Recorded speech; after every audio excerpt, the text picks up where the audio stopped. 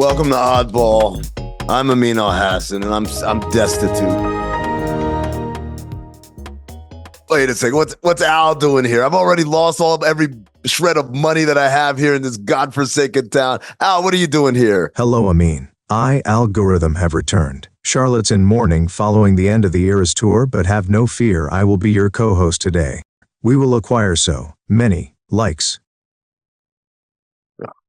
This is not what I wanted to be doing when I'm here in Las Vegas for the NBA Cup. But you know what? All right, Al, let's get started. Talk about the Emirates NBA Cup. The semifinals were played on Saturday, and that we got the big championship game coming up tomorrow. LeBron went missing over the weekend.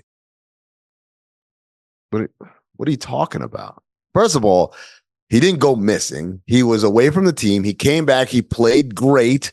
And by the way, that's so secondary to the two amazing games that were played on Saturday: Bucks, Hawks, Thunder, Rockets. We got to get to this, man. We don't have a lot of time on the clock.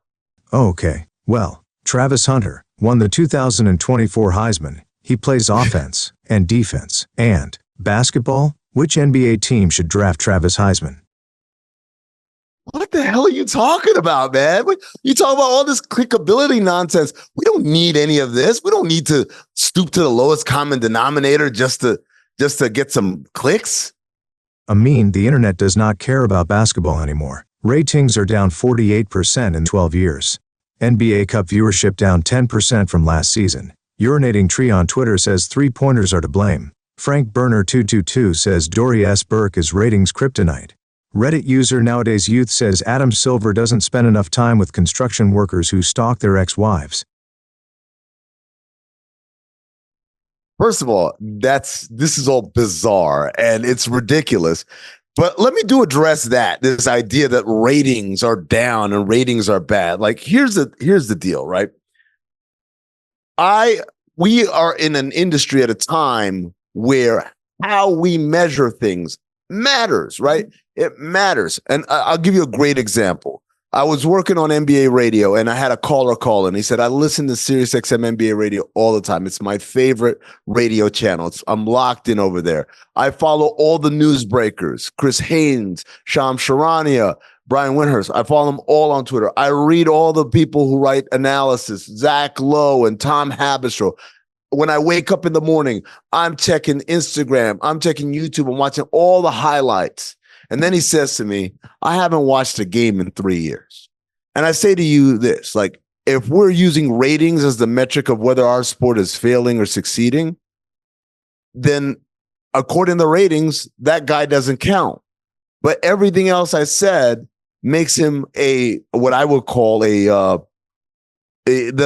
model consumer. This is someone who touches our product wherever it's available, except for the one place where we count as the most important. And so the big thing is we just don't know how to monetize that interest yet. I don't believe the interest is going down. And I think everything that everyone's saying, it's because too many threes, whatever. It's all a bunch of horse hockey, to be honest with you. Now, it doesn't help when the NBA app itself promotes Saturday's game between the Thunder Rockets in this way, right? They called it, quote, may not have been the marquee NBA Cup semifinal the league was hoping for.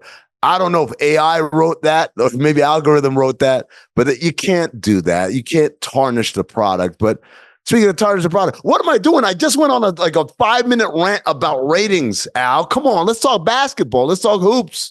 My sensors are indicating you would prefer questions about the NBA Cup semifinals, correct?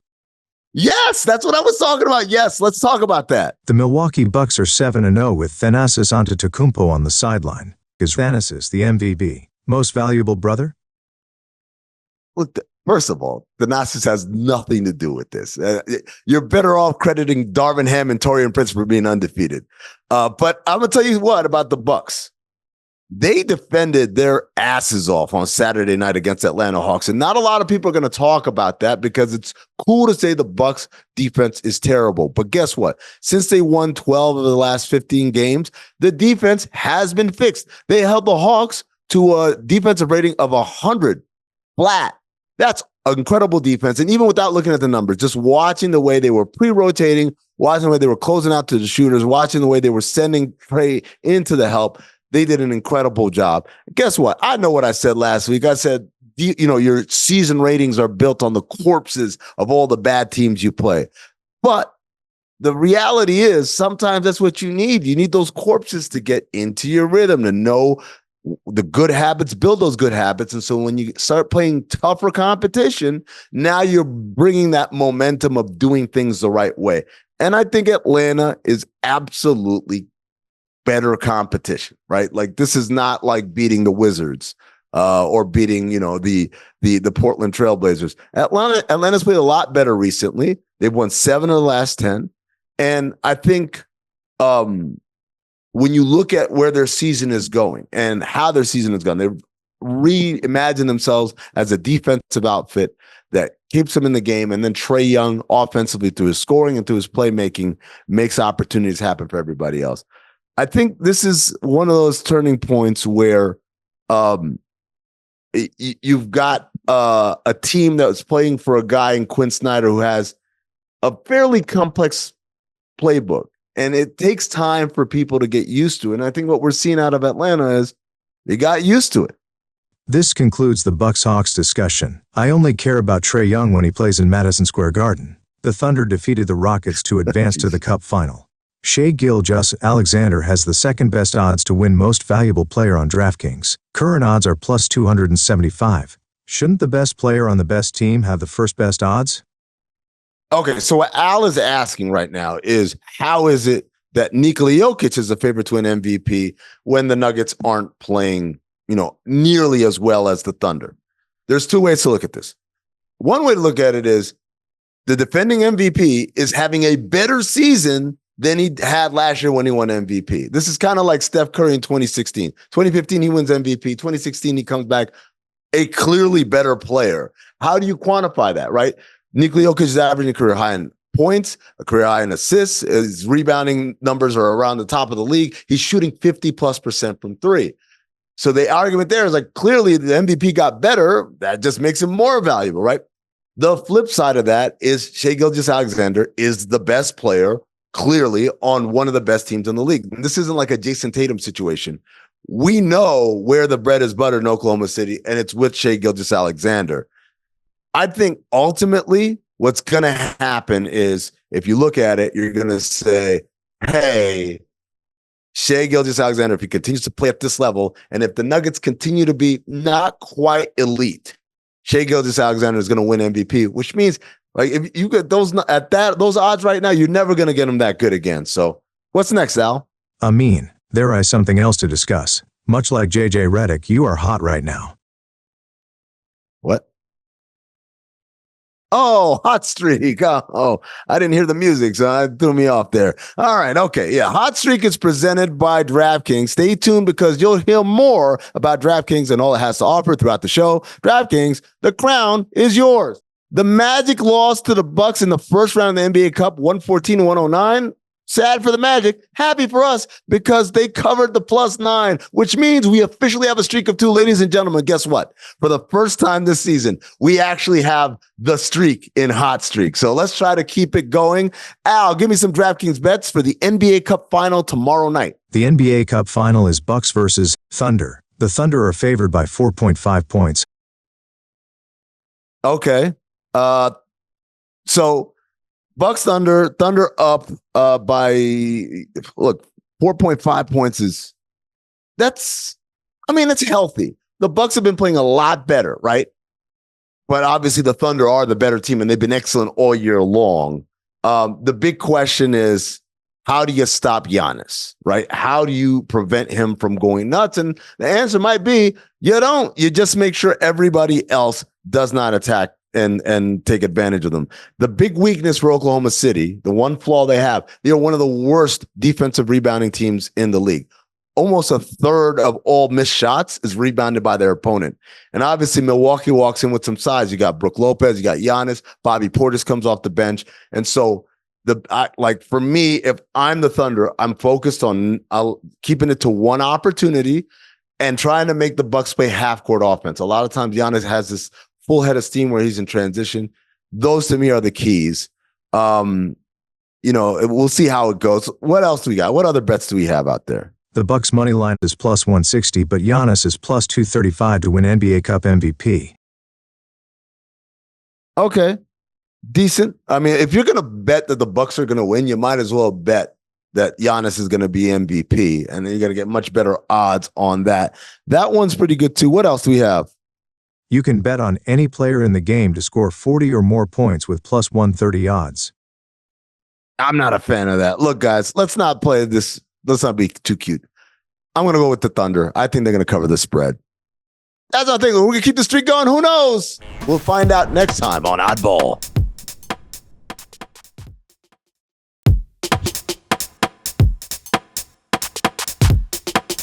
Welcome back to Oddball. Amin Elhassan here, and Algorithm is lurking somewhere. I hope he doesn't come back, though.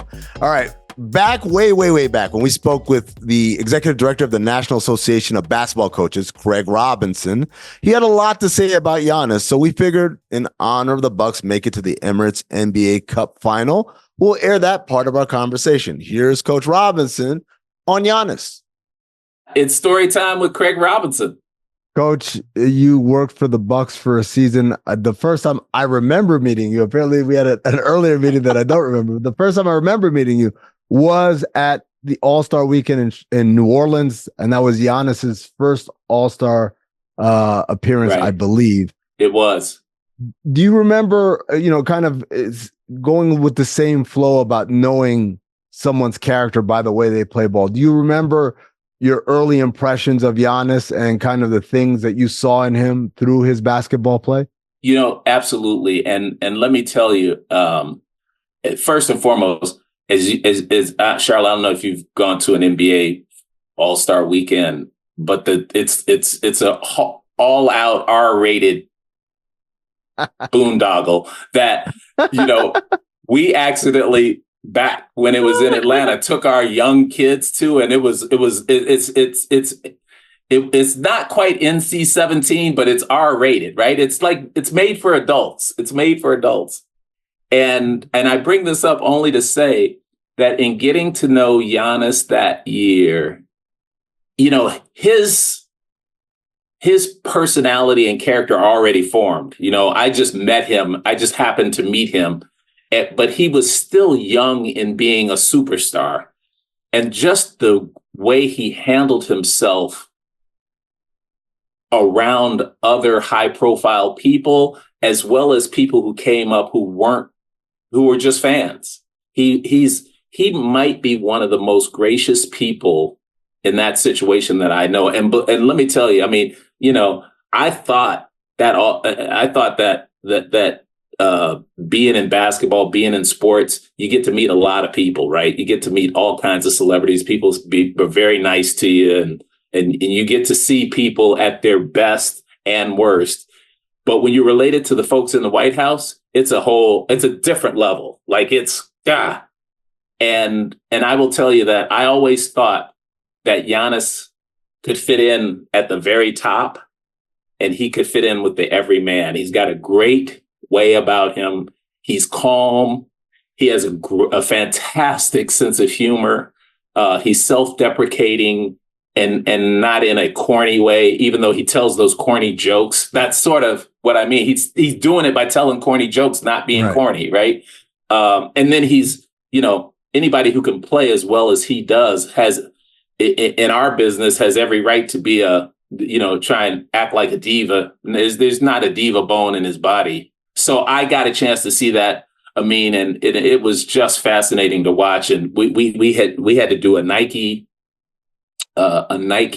shoot while we were there. He had, as you know, in these things, you have tons of appearances, and it was fun for me, right? It was fun hanging out with Giannis at the All-Star break.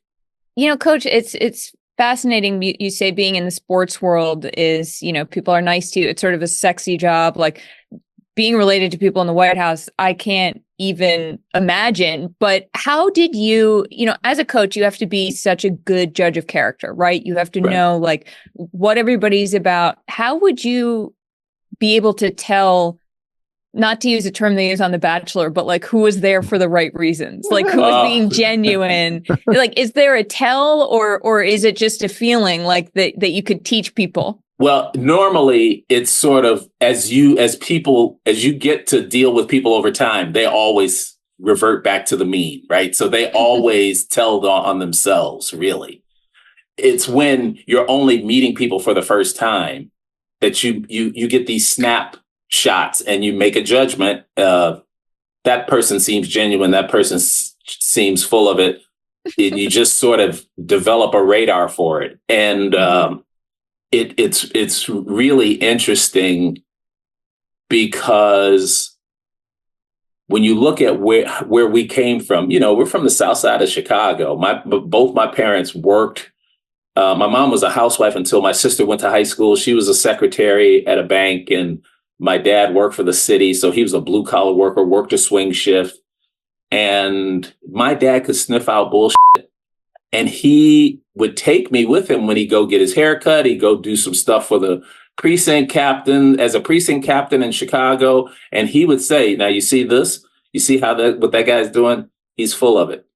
And you see this guy's genuine. You want to surround yourself with these kinds of people. I mean, just lessons upon lessons. It's kind of like getting getting an individual workout from Steve Kerr, right? Like while he's working you out, he's telling you things that you gotta, in this situation, you want to do this, in this situation, you want to do that. So that's how I evolved. So we're just like regular folks. So you come in and you don't act like a regular folk back. That's because I'm just a normal guy. Call me Craig, that kind of thing. So people tell on themselves. I made that short answer long. No, it's great. It's great. You were coached up, basically. I was. And Charlotte, I feel so blessed to have had my parents, because the only reason that we were in the situation we're in is because of how my parents were raised. Neither one of my parents went to college. And when it was time for me to go to college, I was getting recruited by the University of Washington, which was, you guys are too young to know that, or I mean, I don't know, maybe you might remember this. The Pac-12 used to be the Pac-8. Pac-8, yeah.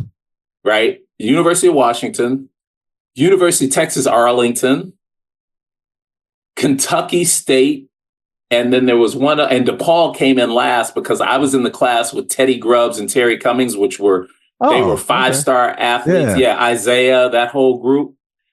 So they didn't get either one of those dudes. So they came in sort of at the end. And Princeton. Princeton was the only school that I applied to because you have to apply and get in. And if it wasn't for my dad, I would have gone to the University of Washington. And so I end up going to Princeton. And then my sister ends up going because she's like, if Craig got in there, I know I'm getting in. And she ends up going, and that sort of puts us on this new track of network and friends. Yeah. And then, she meets the future president of the United States. It's just amazing how these two parents who were kind of coaching us up and giving us life lessons from the very beginning, sort of put us in this position to be able to do something like Ways to Win. Yeah. That's incredible. Speaking of ways to win, Coach, I waited to the end to ask you the uncomfortable question. How did you console Coach Cal after that first round loss? We had to ask. Oh, that's not uncomfortable. First of all, I'm sure you guys have talked. Has Cal ever been on any of your shows or talked to you? I've on the radio. I've interviewed him on Sirius XM. Yeah. Listen, that guy is, and we've gotten to be friends over the years, right? And I'll start the explanation by when I was now you gotta realize I got into coaching late because I was 14 years in corporate America, right? Mm-hmm. And then I get in as an assistant coach, and this is the coaching fraternity for you. They're either the guys who embrace new young coaches or they shun them. Mm-hmm. And I always talk about, Calipari because we ended up sitting next to each other, and we're not recruiting the same kid. I'm recruiting a kid on the team he's playing against. And he just leans over and starts talking to me. And I'm sitting there thinking, John Calipari started talking to me. And that was the first time I met him. So I'll start by saying that. The second thing I'd say is he's one of the smartest people I know. And so I've been fortunate to have gone to Princeton, University of Chicago Business School, worked in finance and all these different places. That dude is really smart. I didn't have to console him because he knows he tried his best, like all of us do. And you play a team like Oakland 7 times, or like doing the NBA, Mm-hmm. they win 6 out of 7. Right. It's just one of those things. But that's the beauty of the tournament, is that we love to see these little guys beat the big guy in that one chance. And I thought he did a great job in his press conference when he said, this thing of ours, the ecosystem of college basketball, got old fast. Right? It got old fast. And it's because of the transfer portal, NIL, et cetera. All of that all happened. And COVID. It all happened at the same time. Mm-hmm. So you've got now 24, 25-year-olds playing against 19-year-olds. And I will tell you, when I was 25, a 19-year-old pro couldn't beat me. Could not. I'm here to tell you, because I played in Chicago, and we played. My team of grown-ups played against Juwan Howard, Michael Finley, all those guys, and we beat them. We beat them all the time. Right. We just know more, and so he knows that. He knows that. So there wasn't much consoling. I mean, it was more sort of matter of fact. Just state. Let's state the facts.